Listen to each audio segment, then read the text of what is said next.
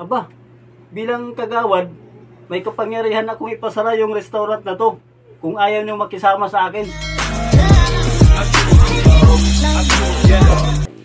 Miss, pahingi nga namin, no? Po, sir.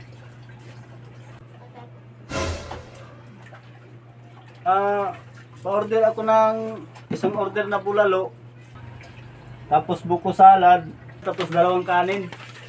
Out nyo. Bali po, sir, 550 po lahat ng bills nyo. Ha? Baguhan ka ba dito sa barangay na to at hindi mo pa ako kilala? Opo, sir. Kasi po, kabubukas lang po nitong restaurant na to. Kaya po hindi pa namin po kilala ang mga residente dito. Halos 1 linggo pa lang po kami, buhat nung nag-opening.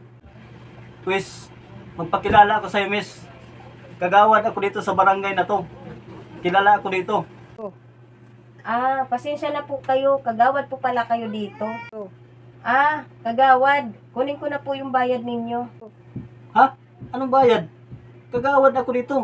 Hindi mo pa ba maintindihan? Mahirap bang intindihin yon? Kagawad ako dito. Pasensya na kayo, kagawad. Pwede bang diretsuhin nyo na ako? Ibig kong sabihin, kagawad ako dito sa barangay na to. Kaya wag mo na ako singilin sa kinain ko, pati yung tinik out ko. Kagawad, hindi naman po pwede ganon. Malulugi naman po kami. Kakabukas lang kasi ng restaurant na to eh. At dito rin sa binta namin, manggagaling yung pasahod sa amin. Aba, bilang kagawad, may kapangyarihan akong ipasara yung restaurant na to kung ayaw nyo makisama sa akin.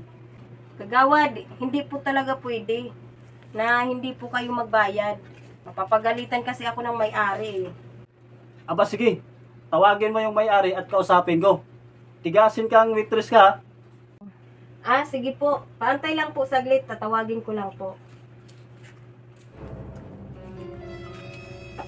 Hoy, kagawad, ikaw pala. Ay, kapitana, kayo po ba yung may-ari dito? Oo, ako may-ari dito. Kakabukas pa lang namin. 1 linggo pa lang ang nakalipas. At nakwento na sa aking waitress ang lahat ng panlalamang mo sa ating barangay bilang opisyal.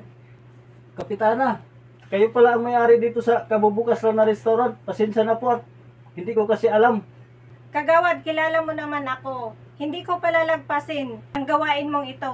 Ang panlalamang, nagamit mo ang kapangyarihan mo bilang barangay opisyal para ka lang makalibre. Bukas, magpapatawag ako ng meeting sa lahat ng mga barangay officials at siguraduhin kong matatanggal ka sa serbisyo bilang kagawad.